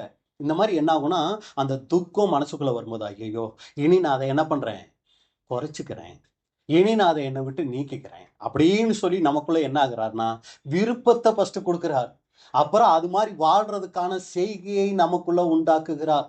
இப்படிதாங்க சபை வகுப்பார் உருவாவாங்க. இப்படியெல்லாம் எனக்குள்ள எதுவுமே நடக்கலையே பிரதர், ஆனா நானும் ஞானஸ்நானமா எடுத்து சபைக்குள்ள வந்துட்டேனே, நம்ம உடன்படிக்கை குறித்து என்ன பண்ணணும், யோசிக்கணும். இதான் ஆரம்பம். நம்ம ஒரு ஸ்பேர் சபையிலேயோ புறஜாதி மார்க்கத்திலேயோ இருந்திருப்போம், அங்க இருந்து நம்மளை கொண்டு வந்திருப்பார், நமக்கு இப்ப என்ன பண்ணியிருப்பார்னா சத்தியத்தை கொடுக்க ஆரம்பிச்சிருப்பார்.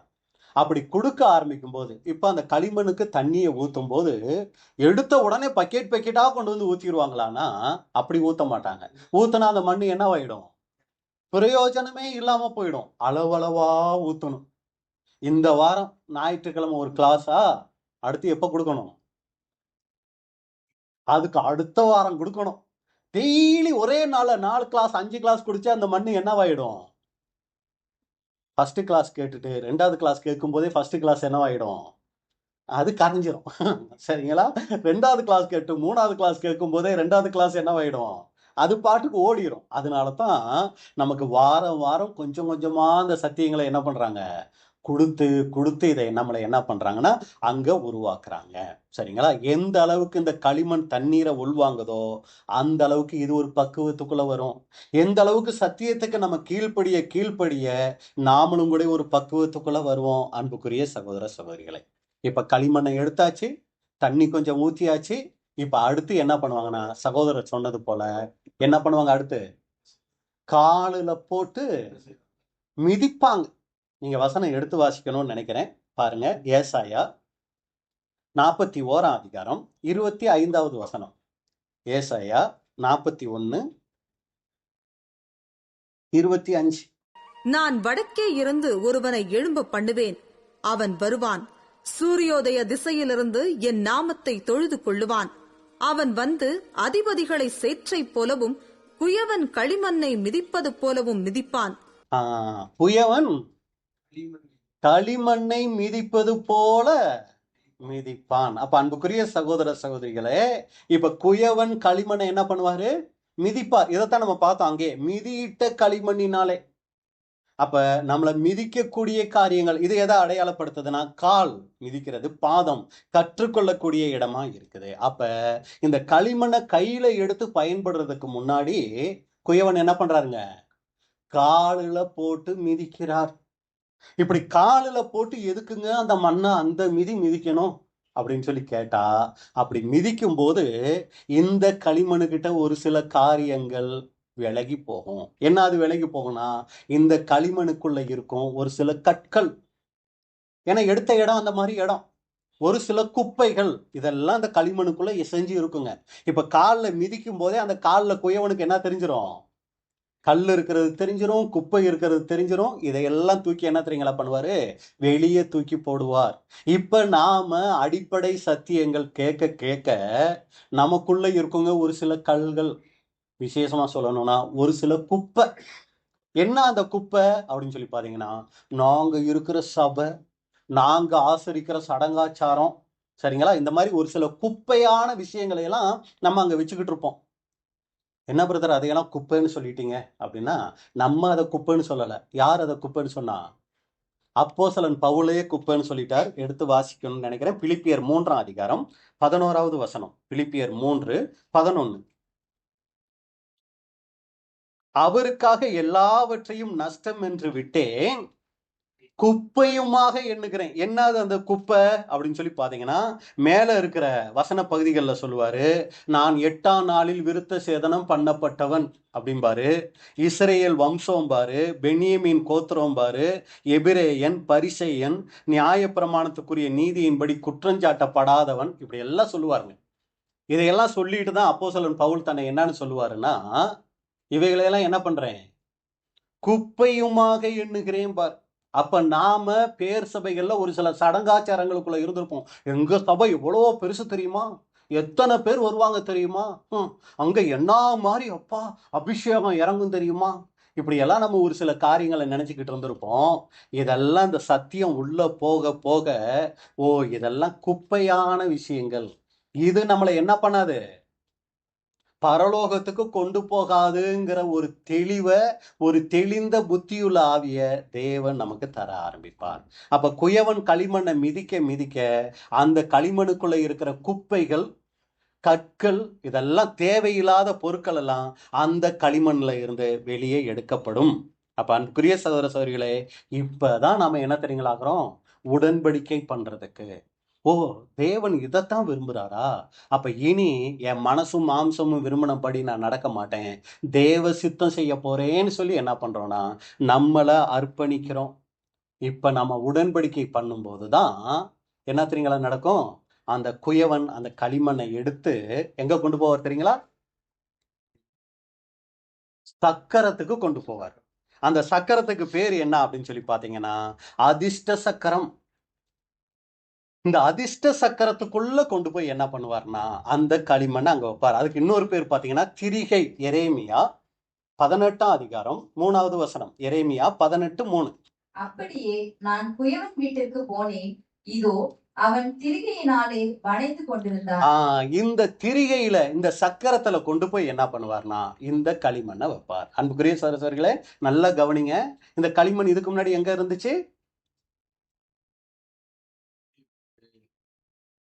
ஃபர்ஸ்ட் வெளியில இருந்துச்சு. அதுக்கப்புறம் எங்க வந்துச்சு, வேறு பிரிக்கப்பட்ட இடத்துக்கு வந்துச்சு.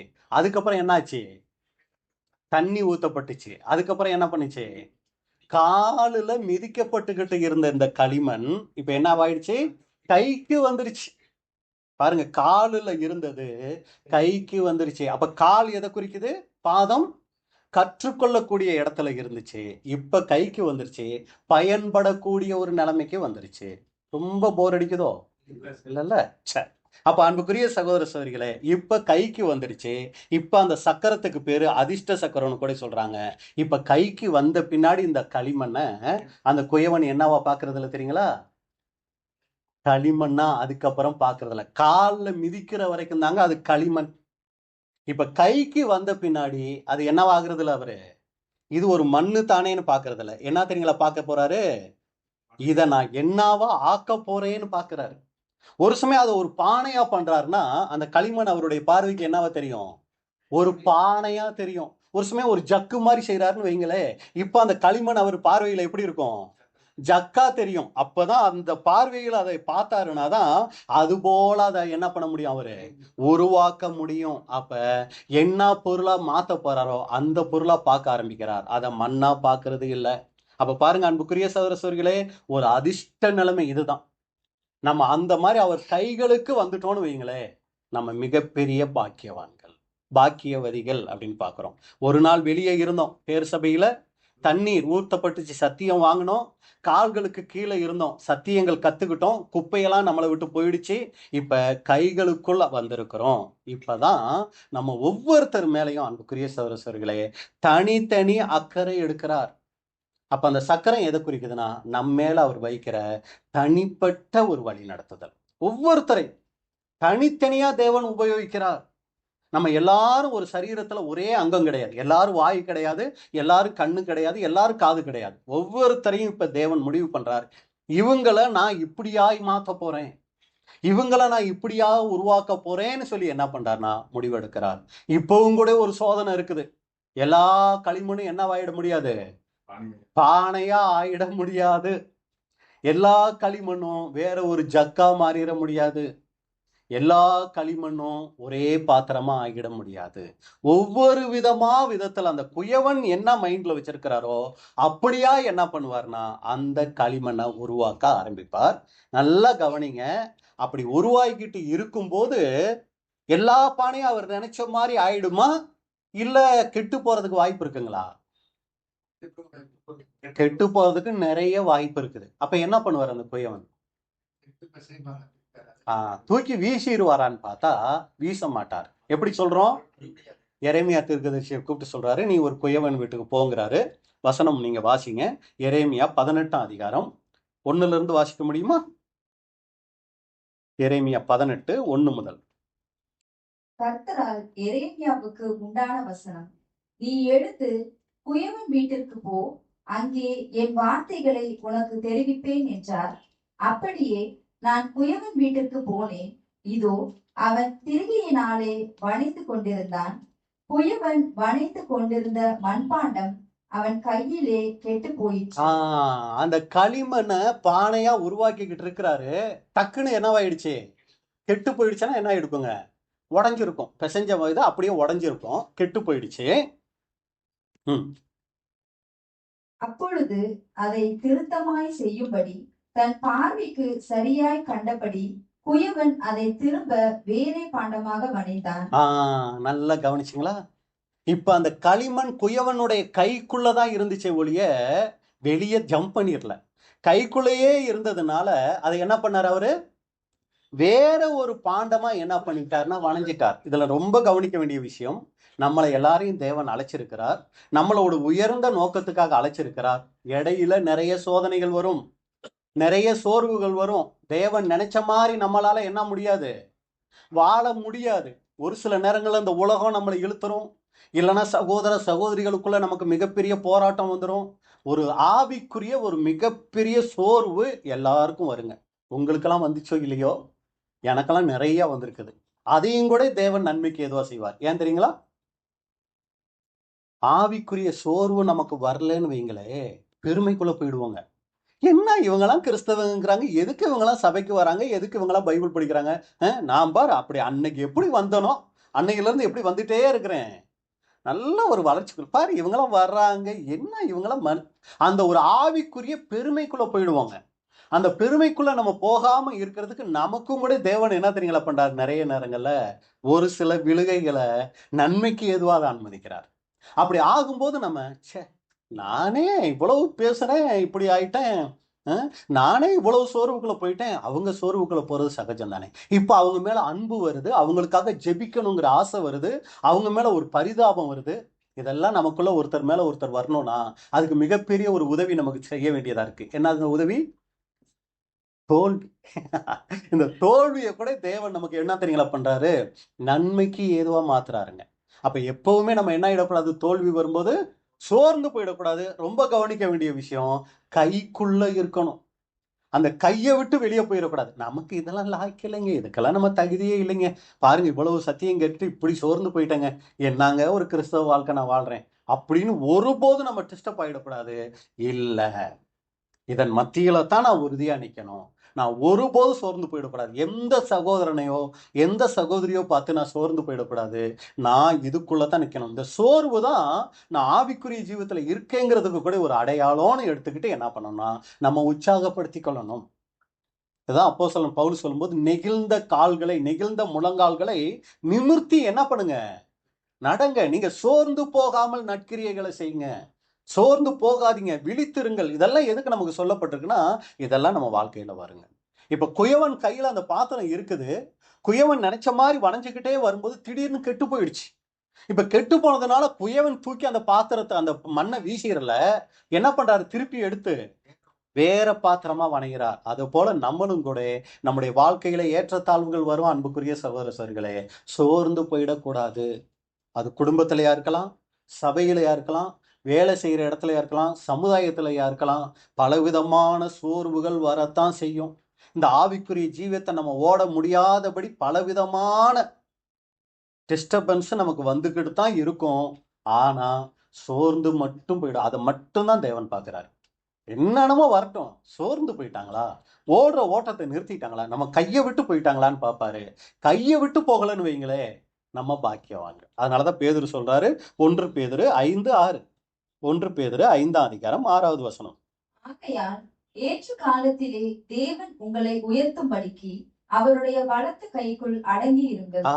என்ன பண்ணுங்க? கையை விட்டு போயிடாதீங்க. கைக்குள்ள என்ன பண்ணுங்க? அடங்கி இருங்க. அடங்கி இருக்கணும். என்ன ஆயிட்டாலும்ப்பா, உங்களை விட்டு நான் போக மாட்டேன், நீங்க தான் எனக்கு எல்லாம் அப்படிங்கிற ஒரு அடங்கி இருத்தல் ரொம்ப ஆசீர்வாதமான ஒரு காரியம் அப்படின்னு கூட பார்க்கிறோம். இப்ப மண்ணை கொண்டு வந்து, களிமண்ணை கொண்டு வந்து அதிர்ஷ்ட சக்கரத்துல வச்சாச்சு, அந்த திரிகையில வச்சாச்சு, இப்ப உருவாயாச்சு. இப்ப ஒரு அழகான ஒரு பானையா மாறுது. நல்லா கவனிங்க. ஒரு பானை அப்படிங்கும் போது அந்த பானை எப்படி செய்வாங்க, அதோட வடிவம் எப்படி இருக்கும்? கீழ இருந்து செஞ்சுட்டு வர்றாருன்னு வச்சுக்கோமே, இப்படித்தானே வரும். இப்படி வரும்போது ஆரம்பம் எப்படி இருக்கும்? சின்னதா இருக்கும். போக போக எப்படி இருக்கும்? ஒரு நல்ல வளர்ச்சிக்குள்ள போகும். இப்படியே போயிடுமா? அப்புறம் என்னவாகும்? மறுபடியும் ஒரு சுருங்கல் வரும். சரிங்களா? அப்புறம் மறுபடியும் ஒரு சின்ன இதாகும். அப்புறம் தான் அதுக்கு ஒரு வாயி உருவாக்குவாங்க. உங்களுக்கு பானை கற்பனைக்கு வந்துருச்சு தானே? சரிங்களா? இது தாங்க நம்முடைய ஆவிக்குரிய ஜீவியத்திலும் வளர்ச்சினா இப்படியே இந்த பானையை செய்ய மாட்டாரு. கொஞ்சம் இப்படி போகும், அப்புறம் என்னவாகும்? அப்புறம் இப்படி ஆகும். என்னடா எல்லாம் நம்ம கிட்ட அன்பா பேசிக்கிட்டு இருந்தாங்க, இப்போ ஒரு ஆளா காணா, இப்ப பானை என்ன ஆயிட்டு இருக்குது? அப்படியே சேப்பு இப்படி போயிட்டு இருக்குது. ஏன்னா ஃபர்ஸ்ட் இருந்த நிலைமையே பரவாயில்ல மாதிரி இப்ப எங்கேயோ போய்கிட்டு இருக்கேன் அப்படிங்கிற மாதிரி போகும். டக்குன்னு என்ன தெரியுங்களா பண்ணுவாரு? அப்படியே மாத்துவாரு.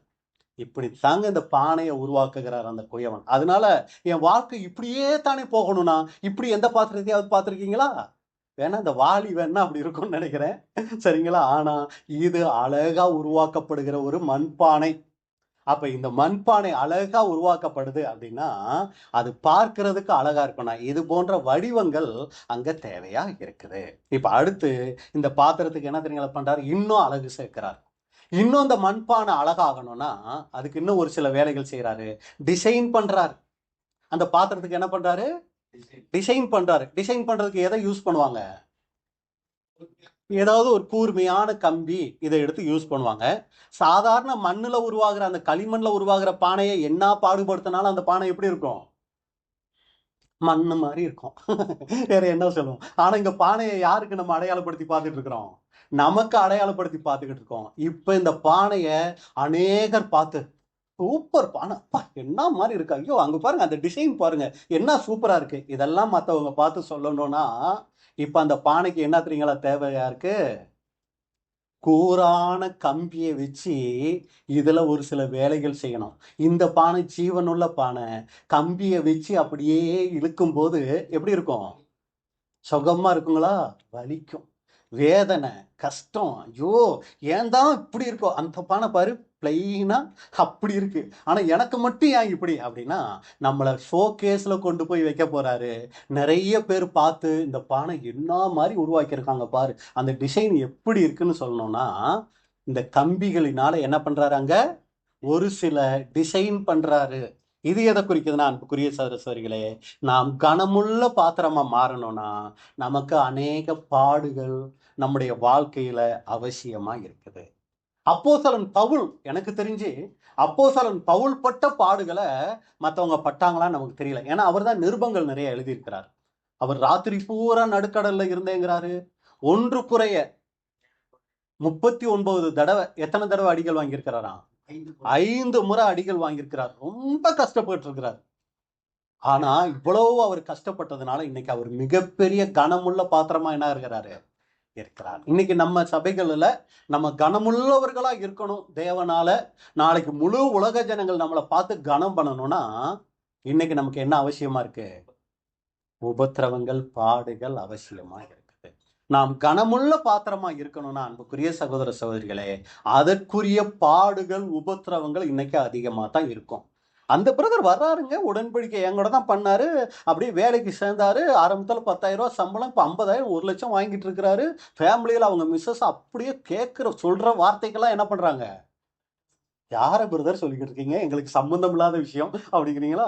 அப்படி அவங்க சொல்ற பேச்சை மீறதையெல்லாம் பிள்ளைகள் பார்த்தீங்கன்னா அப்படியே அப்பா அம்மாவுக்கு கீழ்ப்படிஞ்சு இருக்கிறாங்க. அப்படியே சொகுசா வராங்க. ஃபர்ஸ்ட் பைக்ல வந்துகிட்டு இருந்தாரு, இப்ப கார் வாங்கிட்டாரு, 2 கார் 3 கார். அவரும் என் கூட தான் உடன்படிக்கை பண்ணாரு, எந்த பிரச்சனையும் இல்லை. நான் பாருங்க இன்னும் அந்த வாடகை வீட்டுல இருந்துகிட்டு அந்த வீட்டு ஓனர்கிட்ட திட்டு வாங்கிக்கிட்டு படாத பாடுபட்டுக்கிட்டு இருக்கிறேன். என்ன வித்தியாசம் அப்படின்னா இப்படியே இருக்கணும்னு நான் சொல்ல வரலைங்க.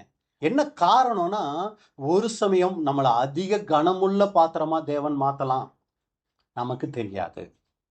அதுக்காக நம்ம அமைதியா சோம்பேறித்தனமா இருந்துட்டு இருக்கணும்னு சொல்ல வரலைங்க.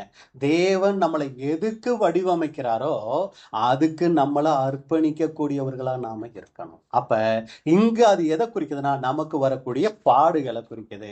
அந்த டிசைன் பண்றது பாருங்க, முன்னாடி காலில் மிதிக்கும் போதும் கூட அந்த மண்ணுக்கு என்ன இருந்துச்சு? என்ன இந்த மிதி மிதிக்கிறாரு, ஐயோ அம்மா அப்படின்னுச்சு அந்த மண்ணு. அப்ப என்ன நடந்துச்சுன்னா அதுக்குள்ள இருந்த குப்பைகள் வெளியே போச்சு. அப்படின்னா அது வரைக்கும் இருந்த சபை பாரம்பரியங்கள், அது வரைக்கும் இந்த மற்ற சொந்தக்காரங்க பந்தக்காரங்க அந்த 4 பேர் இருக்காங்களே, யாருங்க அவங்க? நமக்கு ஒரு 4 பேர் வேணும்ல பிரதர் அப்படிம்போமே. யாருங்க அந்த 4 பேர்? ஒண்ணுன்னா 4 பேர் என்ன பேச்சு பேசுவாங்க, 4 பேர் என்ன சொல்லுவாங்க, 4 பேர் நமக்கு வேணாமா அப்படிமோ இல்லைங்களா? யாருங்க அந்த 4 பேரு? பெற்றார், உற்றார், சுற்றார், மற்றார். சரிங்களா? இதான் அந்த 4 பேர். சரிங்களா? இந்த 4 பேர் எப்பவுமே நமக்கு ஒரு பிரச்சனையாவே தான் இருப்பாங்க. இந்த பிரச்சனையை அகற்றுறதுக்கு தான் காலில் போட்டு மிதிக்கிறாரு. சரிங்களா? இப்ப மிதிச்சு அதெல்லாம் நம்மளை விட்டு போயிடுச்சு. ஆனா வெளியே எல்லாம் போயிடுச்சு. உள்ள மாறணுமே, உள்ள இருக்கிற குணம் மாறணுமே. சுயநலம், பேராசை, பெருமை, அகந்த, கௌரவம், மற்றவங்களை மதிக்கிறதுல ஒருத்தர் எப்போ செஞ்ச சின்ன தப்பை இன்னைக்கு வரைக்கும் மன்னிக்க முடியல. இதெல்லாம் மாறினா தான் பரலோகம் போக முடியும். வெளியில இருக்கிற இதெல்லாம் போயிட்டா பூமியில ஒரு நல்ல மனுஷனா நம்ம இருக்கலாம்.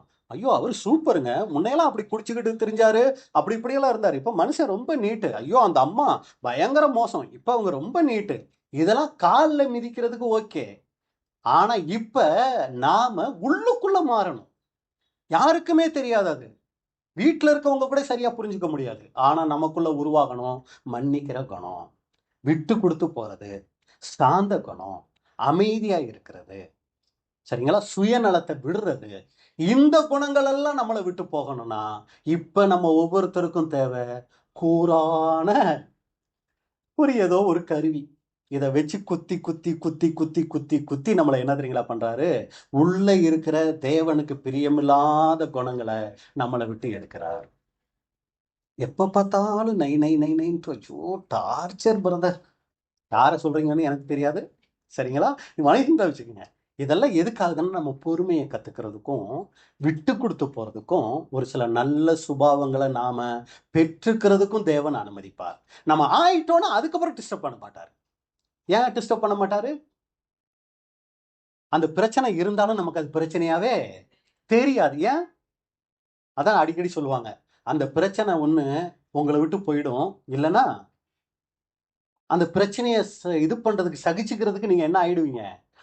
அப்படியாய் மாறிடுவீங்கம்பாங்க. சரிங்களா? அந்த மாதிரி தேவன் நம்மளை என்ன பண்றாருன்னா அப்படியாய் உள்ளுக்குள்ள இருக்கிற அந்த சுபாவங்களை நமக்குள்ள மாத்துறாரு. இன்னும் கூட கொஞ்சம் செய்வார்.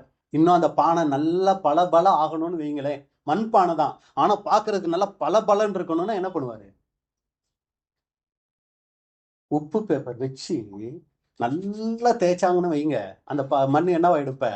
இந்த செவரெல்லாம் இருக்கு இல்லைங்களா, இந்த செவரை நல்லா பாலிஷ் பண்றதுக்கு என்ன பண்ணுவாங்க? உப்பு பேப்பர் வச்சு நல்லா தேய்ப்பாங்கல்ல. நம்ம நல்லா பாலிஷ் ஆகணும்னா தேவன் அதை கூட நமக்கு செய்வார். என்ன பண்ணுவாரு? வச்சு நல்லா தேய்ப்பார். தேய்க்கும் போது என்ன ஆகும்? எகிரியும். சரிங்களா? இப்படித்தான் என்ன ஆகுறா? அதெல்லாம் எதுக்கு? நம்மளை அநேகருக்கு ஆசீர்வாதமா மாத்துறதுக்கு. நமக்குள்ள இருக்கிற அதாவது இந்த தீய சுபாவங்கள், கெட்ட எண்ணங்கள் எல்லாம் போறதுக்கு, அன்புல, பொறுமையில, விட்டு கொடுக்கறதுல, மன்னிக்கிறதுல, இதுல எல்லாம் வளர்றதுக்காக, அந்த தேவ சுபாவம் வளர்றதுக்காக இதையெல்லாம் செய்யறாரு. இப்படி செய்யும் போது என்ன தெரியுங்களா பண்ணுவாரு? இந்த பாத்திரத்தை உருவாக்குறதுக்கு முன்னாடியே ஏற்கனவே, இந்த பாத்திரங்கிறது நம்மளை சொல்றேன், நம்மளை உருவாக்குறதுக்கு முன்னாடியே ஏற்கனவே ஒரு பாத்திரத்தை உருவாக்கி வச்சுட்டாருங்க. அதை பார்த்து பார்த்து தான் நம்மளை உருவாக்குறார். அந்த ரோல் மாடல் பாத்திரம் என்னதுங்க? ஆண்டவராகி இயேசு கிறிஸ்து. அவரை ஏற்கனவே இந்த பூமிக்கு அனுப்பிச்சு அவரையும் இதே போல வணங்கி அங்க வச்சுட்டாரு. அதான் ரோல் மாடல் பாத்திரம். அதை பார்த்து பார்த்து இப்ப இந்த பாத்திரத்தை வணங்குறார். எத்தனை பாத்திரத்தை வணங்குவார்னு நினைக்கிறீங்க? 1,44,000 பாத்திரத்தை அதே போல வணங்குவாரு. கொஞ்சம் கூட வித்தியாசம் அங்க இருக்காது அப்படின்னு கூட நம்ம பார்க்கிறோம். ரோமர் 8ஆம் அதிகாரம் 29வது வசனம். தம்முடைய குமாரன் அநேக சகோதரருக்குள்ளே முதற் பேரானவராய் இருக்கும் பொருட்டு தேவன் எவர்களை முன்னறிந்தாரோ அவர்களை தமது குமாரனுடைய சாயலுக்கு ஒப்பாய் இருப்பதற்கு முன்குறித்திருக்கிறார். ஒப்பாய் இருப்பதற்கு, அந்த பாத்திரம் போலவே ஒப்பாய் இருப்பதற்கு நம்மளை என்ன பண்றாருன்னா அங்க வடிவமைக்கிறார் அப்படின்னு கூட நம்ம பார்க்கிறோம். இப்ப பாத்திரம் ரெடி. குயவன் நினைச்ச மாதிரியே நல்ல ரெடியா ஒரு பானை ஆயிடுச்சு. இப்ப அந்த பானையை அப்படியே யூஸ் பண்ண முடியுமா? அப்படியே மண்ணுல ஒரு உருவாக்கிட்டாரு. அப்படியே அந்த சக்கரத்துல அழகா ஒரு பானை வந்துருச்சு. இப்ப தனியா எடுத்தாச்சு. இப்ப அந்த பானையை யூஸ் பண்ண முடியுங்களா? பானை என்ன பண்ணணும்? காய வைக்கணும். எதுல காய வச்சா கரெக்டா இருக்கும்? வெயில்ல காய வைக்கணும். சரிங்களா? அது எதை அடையாளப்படுத்துது அப்படின்னு சொல்லி பாத்தீங்கன்னா, அன்புக்குரிய சகோதர சகோதரிகளே, அந்த வெயில் எதை குறிக்குதுன்னா, நீதியின் சூரியனாகிய ஆண்டவராகிய இயேசு கிறிஸ்து. அந்த வெளிச்சம் எதை குறிக்குதுன்னா, அவருடைய சத்தியங்கள். ஆண்டவராகிய இயேசு கிறிஸ்து மூலமா வந்துட்டு இந்த சத்தியங்களை இப்ப அந்த பானை என்னவாகி ஆகணும்? ஏத்துக்கணும். ஏத்துட்டே இருக்கும்போது இந்த பானைக்குள்ள ஒரு மிகப்பெரிய வித்தியாசம் உருவாகுது. என்னது? அந்த ஈரத்தன்மை இந்த பானையை விட்டு போயிட்டு இந்த ஒரு நல்ல, அதாவது பயன்படுத்தக்கூடிய அளவுக்கு ஒரு கெட்டியான தன்மைக்குள்ள இந்த பானை அங்க உருவாகுது. 2 கொரிந்தியர் 3:18 வசனம். நாம் எல்லாரும் திறந்த முகமாய் கர்த்தருடைய மகிமையை கண்ணாடியிலே காண்கிறது போல கண்டு ஆவியாய் இருக்கிற கர்த்தரால் அந்த சாயலாக தானே மகிமையின் மேல் மகிமை அடைந்து மறுரூபப்படுகிறோம். அப்படியே ஈரத்தன்மையில இருந்த அந்த பானை கொஞ்சம் கொஞ்சமா அப்படியே என்னவாயிட்டு இருக்குது? ஒரு நல்ல திக்கா பயன்படுத்தக்கூடிய அளவுக்கு ஒரு பானையா என்ன ஆகிட்டு இருக்குன்னா அப்படியே மாறுது. இப்ப நாமளும் சத்தியத்தை உள்வாங்கி உபத்திரவங்கள் மத்தியில, இந்த வெயில் இன்னொன்னுக்கும் கூட அடையாளம், உபத்திரவத்துக்கு கூட அடையாளம். ஏன்னா அந்த விதை ஓமைகள்ல நீங்க பாத்தீங்கன்னா வெயில் பட்ட உடனே அந்த விதை என்னவாயிடுச்சு? கருகி போயிடுச்சு. அது உபத்திரவங்களையும் அடையாளப்படுத்தும். அப்ப சத்தியங்கள் ஒரு பக்கம் வாங்குறோம், சத்தியத்தோட சேர்ந்து நமக்கு என்ன கூட வரும்? உபத்திரமும் வரும். என்ன அது சத்தியத்தை வாங்கும்போது உபத்திரவம் பிரதர் அப்படின்னா, இப்படி நடன்னு சொல்லி சத்தியம் சொன்னுச்சுன்னா அப்படி நடக்கும்போது இந்த உலகத்துல என்ன வரும்? உபத்திரவங்கள் வரும். சத்தியத்தின்படி நடக்கும்போது உபத்திரவங்கள் வரும்போது அது நமக்குள்ள என்ன ஆகுதுன்னா ஒரு மாற்றத்தை கொண்டு வருது. நாம அந்த ஈரத்தன்மையிலிருந்து பயன்படக்கூடிய ஒரு தன்மைக்கு நம்ம அங்க மாற்றப்படுகிறோம். மகிமையின் மேல் மகிமையாய் மகிமை அடைந்து மறுரூபப்படுவோம். ஈரத்தன்மையிலிருந்து அந்த பாத்திரம் ஒரு பயன்படக்கூடிய ஒரு மகிமை தன்மையை அது அங்க அடையுது. இப்ப வெயில்ல வச்சா மட்டும் அந்த பானைக்கு போதுமான அந்த இது கிடைச்சிருமா? கிடைக்காது. அடுத்து இந்த பானையை எங்க கொண்டு போய் வச்சாதான் நல்லா உறுதியாகும்? நெருப்புல கொண்டு போய் வச்சாதான் உறுதியாகும். இதான் அந்த பானைக்கு நேரிடுகிற கடைசி ஒரு நிலைமை. இப்ப என்ன ஆகுறாங்கன்னா, நெருப்புல அந்த பானை சுடப்படுது.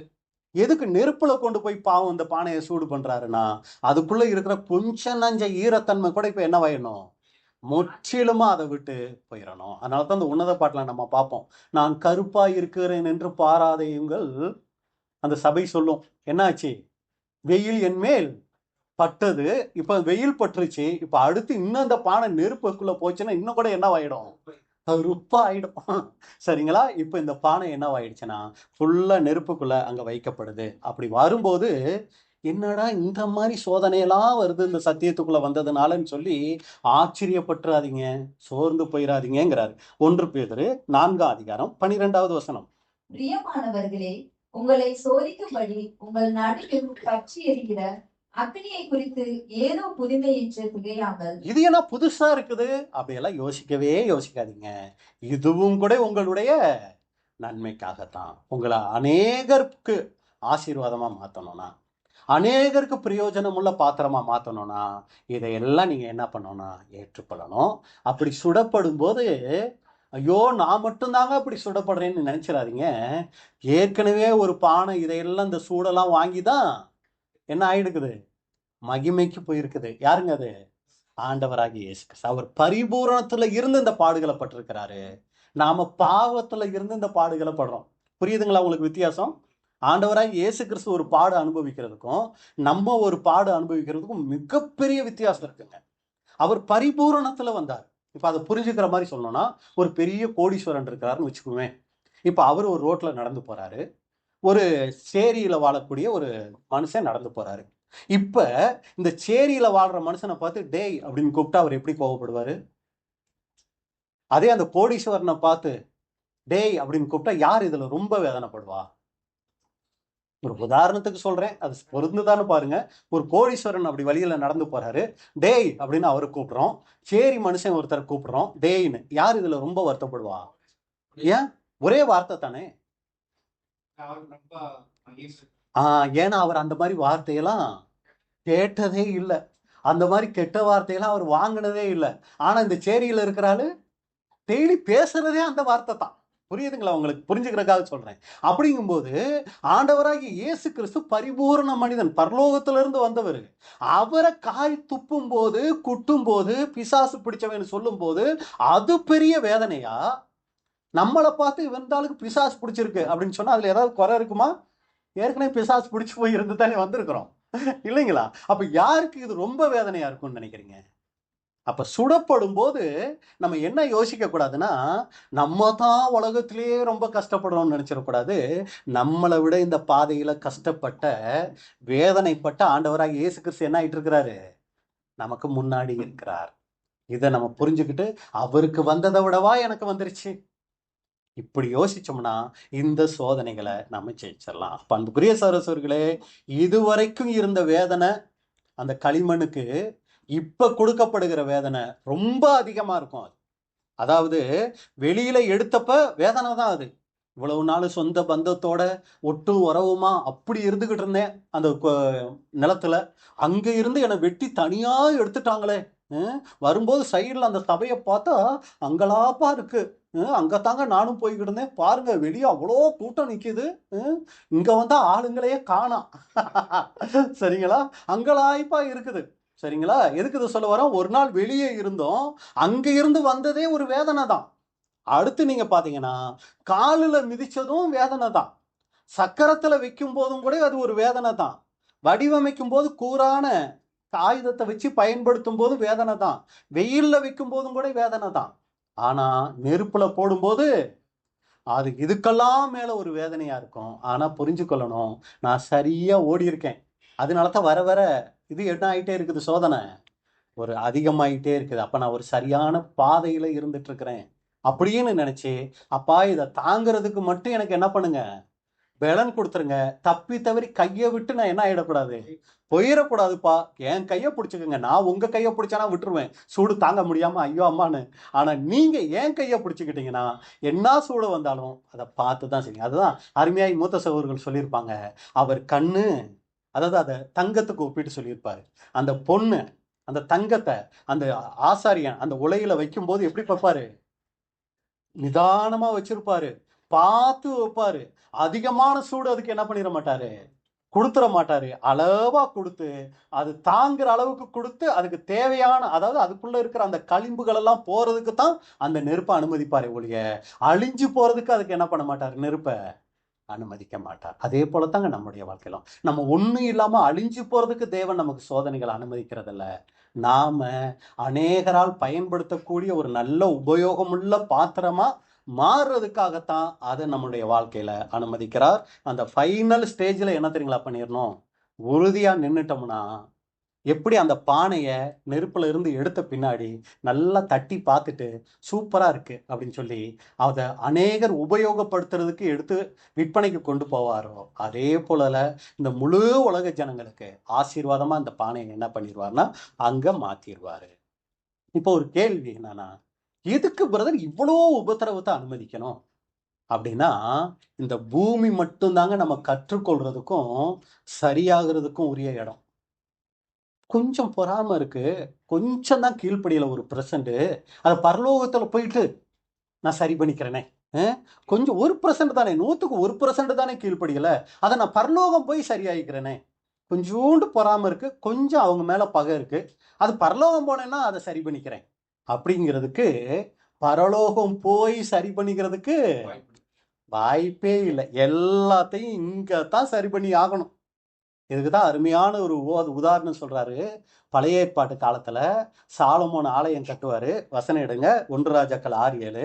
சாலமோன் ஆலயம் கட்டும் போது அந்த கல்லு, அதாவது அந்த ஆலயத்துக்கு கட்டப்படுகிற கற்களை எல்லாம் என்ன பண்ணுவாரு, அந்த ஆலயம் கட்டுற இடத்துல வச்சு கல்லை செதுக்க மாட்டாங்க, குவாரியிலேயே செதுக்கி இந்த ஆலயம் கட்டுற இடத்துல ஒரு சின்ன சவுண்டு கூட இருக்காதுங்களாம். எல்லாம் இருக்கீங்களா? எல்லாம் நம்ம கேட்ட காரியம் தான் இது. அந்த தேவனுடைய ஆலயம், அந்த சாலமோன் ஆலயம் கட்டும் போது, ஆலயம் இங்கெல்லாம் ஒரு பில்டிங் கட்டினா எப்படி இருக்கும் சவுண்டு, டே எட்டு, டே புடி, டே அடி, பயங்கர சவுண்ட். என்ன அங்க ஒரே சவுண்ட், அங்க பில்டிங் கட்டிட்டு இருக்கிறாங்க. ஆனா அந்த சாலமோன் தேவாலயம் கட்டுற இடத்துல அங்க ஆலயம் கட்டப்படுற சவுண்டே இல்லைங்க. அங்க பில்டிங் அங்க வேலை நடக்குதா, அங்க ஆலயம் கட்டிக்கிட்டு இருக்காங்களா, ஒரு சவுண்டை காணா. அப்படின்னா என்ன அர்த்தம்னா, எல்லா சவுண்டும் எங்கேயே முடிஞ்சிடும், கல் குவாரியிலேயே எல்லாத்தையும் முடிச்சு ஒரு சின்ன உளிக்கு கூட எங்க வேலை கிடையாது தெரியுங்களா. அந்த கட்டடத்துல உளிக்கோ சுத்தியலுக்கோ ஒரு சின்ன வேலை கிடையாது, எல்லா வேலையும் எங்கேயே முடிச்சிருவாங்க. அதனாலதான் வேலை முடிந்த கல். இன்னொரு வகையில சொல்லணும்னா பணி தீர்க்கப்பட்ட கல். ஃபுல்லா ஒரு சின்ன அது மூளையில வைக்கணும்னா கொஞ்சம் அங்க போய் லைட்டா தட்டிக்கலாம், வாய்ப்பே கிடையாது.